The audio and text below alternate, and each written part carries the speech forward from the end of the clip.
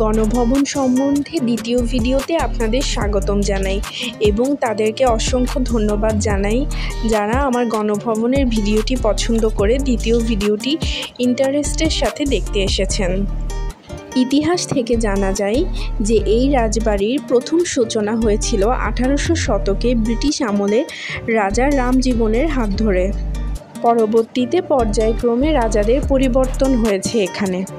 আমি যখনই এখানে ঘুরতে আসি তখনই একটা কথা আমাকে বারবার ভাবাই, সেটি হচ্ছে ঠিক হয়তো 200 বছর আগে বা তারও বেশি সময় আগে এই জায়গাগুলি একসময় সেনাবাহিনী, রাজা, কত সিপাহী মানে সব কিছু নিয়ে পরিপূর্ণ ছিল, আর আজকে এগুলো এরকম অবস্থায় পড়ে আছে।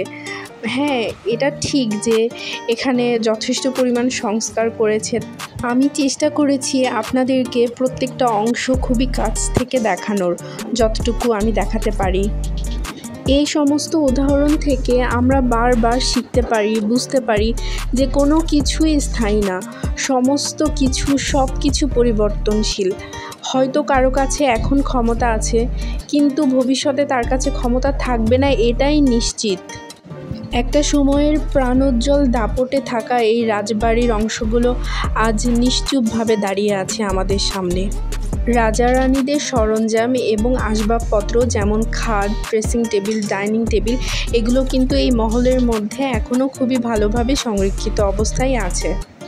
এটি তো আপনাদেরকে বলেইছি যে এই রাজপরিবারে বিভিন্ন পর্যায়ে বিভিন্ন রাজাদের পরিবর্তন হয়েছে।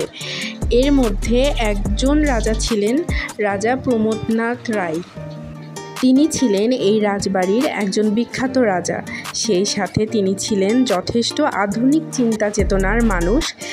তারই জন্য নাটোরে সেই সময় অনেক স্কুল, কলেজ, হসপিটাল এই টাইপসের খুবই গুরুত্বপূর্ণ জিনিস তারই হাতে নির্মিত হয়েছে বলে ইতিহাস থেকে জানা যায়। এখানে মূল প্রাসাদ সম্বন্ধে কিছু গুরুত্বপূর্ণ ইনফরমেশন আছে, যদি আপনারা চান তাহলে পড়ে নিতে পারেন। আর এখানে আমি দেখানোর চেষ্টা করেছি মূল প্রাসাদের একদম সামনের ভিউটা। এখানে ওনারা হয়তো পতাকা বা এই টাইপসের কিছু রাখতেন। ঈদের পরপর বলেই কিন্তু মোটামুটি মানুষ দেখা যাচ্ছে, মোটামুটি ভালোই মানুষজন এসেছে আমরা যেদিন গিয়েছিলাম। কিন্তু যখন ঈদ বা কোনো অকেশন না থাকে তখন কিন্তু রাজমহলটি মোটামুটি ফাঁকাই থাকে, অল্প কিছু মানুষ থাকে। এখানে মূর্তিটির কি বেহাল দশা হয়েছে দেখেছেন? আমার নিজস্ব মতামত অনুযায়ী কোনো মানুষের মূর্তি বানানো আমি একেবারেই পছন্দ করি না, বাট এটা এক একজনের এক এক রকম বক্তব্য থাকতে পারে, সেটা আমি কাউকে এটা নিয়ে কিছু বলতে চাচ্ছি না, বাট আমার নিজস্ব মতামত অনুযায়ী আমি পছন্দ করি না। আর এই প্রাসাদের সামনের রাস্তাটি কি সুন্দর লাগছে, তাই না? এ যেন ছবিতে আঁকা কোনো গল্পকথার মতো মনে হচ্ছে। আর এই যে এই রাস্তার পাশে একদম যে গাছটি দাঁড়িয়ে আছে, এ যেন অনেক কিছু সাক্ষী নিয়ে মনে হচ্ছে গাছটি দাঁড়িয়ে আছে, আর কতটা সুন্দর লাগছে প্রকৃতিকে। আমি প্রথম ভিডিওতে আপনাদেরকে বলেছিলাম এখানে প্রচুর ফটোশ্যুট হয়, বার্থডে, বিয়ে। ঠিক আজকেই এই যে এখানে একটা কাপল দেখতে পাচ্ছি, ওনারা বিয়ে করে এখানে এসেছে ফটোশ্যুট করতে।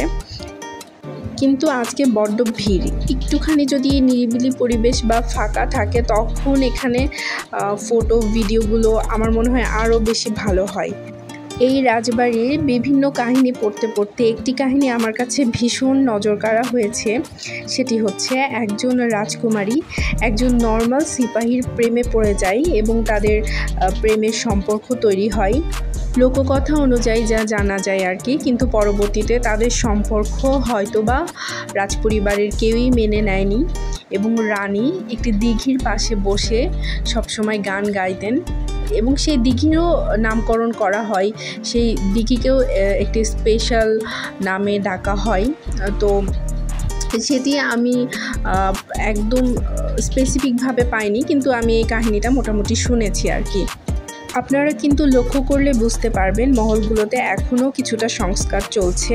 হয়তো পুরাতন হয়ে গেলে বা কোনো কিছু একদম নষ্ট হয়ে গেলে আবার পুনরায় এগুলোকে ভালোভাবে সংস্কার করা হয়। এই বিল্ডিংটি জেলখানার পেছনের সাইড। আমি এই বিল্ডিংয়ের ওপরে সচরাচর খুবই কম উঠি। আমি যখন খুব ছোট ছিলাম তখন কারো কাছ থেকে গল্প শুনেছিলাম ভেতরে নাকি ভূত আছে। আমি ভূতে এখনও বিশ্বাস করি না, কিন্তু ওই ছোটোবেলার ভয় আমার মনের মধ্যে এখনও রয়ে গেছে। আমার কেন জানি ছোটোবেলাতেও ওপরে উঠলে মনে হতো যে হয়তো ভূত চলে আসবে, এখনও ওই ভয়টা ভিতরে থেকে গেছে বলে আমি এখন পর্যন্ত উঠি না ওখানে।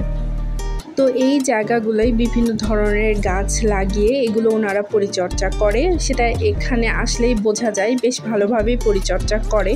আমি এর আগেও যখন এসেছি তখনও বিভিন্ন ধরনের গাছগাছালি ছিল, বিভিন্ন ধরনের যেগুলো গাছ হচ্ছে সাজানোর জন্য, বিশেষ করে সৌন্দর্য বাড়ানোর জন্য থাকে, সেগুলোই এখানে বেশিরভাগ সময় ওনারা লাগায়, বিভিন্ন ধরনের ফুলের গাছ। তো এখানে আসতে ভালোই লাগে, যারা এখানে আসে অবশ্যই তারা এখানে ছবি তোলে, আর এখানকার ছবিগুলো তো ভীষণই ভালো হয়। এই সাইডেরই পাশে ওনারা একটি ছোট চিড়িয়াখানার ব্যবস্থা করেছিলেন, এখনও হয়তো কিছু পশু পাখি আছে। আমি লাস্ট টাইম যখন এসেছিলাম তখন দেখেছিলাম, তবে সেরকম কোনো বিশেষ তেমন কোনো কিছু নেই আর কি, সামান্য কিছু হয়তো কিছু পশু পাখি ওনারা রাখার ব্যবস্থা করেছে, তো ওখানে আর গেলাম না। আর এটি হচ্ছে একটি দিঘি, যেটা আপনারা দেখতে পাচ্ছেন। আজকে প্রচুর মানুষের ভিড়ে জিনিসটাকে হয়তো আপনারা খুব মানে ফাঁকা দেখতে পাচ্ছেন না, ফাঁকা থাকলে এটা সৌন্দর্য আরও অনেক বেশি বৃদ্ধি পায়। তো এই দিঘিটিও অনেক পুরাতন, রাজাদের আমলের দিঘি। আমার কাছে তো খুবই ভালো লাগছে, প্রকৃতিকে খুবই কাছ থেকে আমি অনুভব করতে পারছি। তো যাই হোক, আমি আপনাদেরকে প্রথম ভিডিওতে বলেছিলাম 2টি ভিডিওর মধ্যে গণভবন ঘুরে দেখানোর চেষ্টা করব, কিন্তু আসলে এটি সম্ভব হলো না। আমি ভিডিওটাকে খুব বেশি বড় করতে চাচ্ছি না। তো আজকে এই পর্যন্তই। আপনারা ভালো থাকবেন এবং নেক্সট ভিডিও খুব তাড়াতাড়ি আসবে গণভবন সম্পর্কে। আল্লাহ হাফেজ।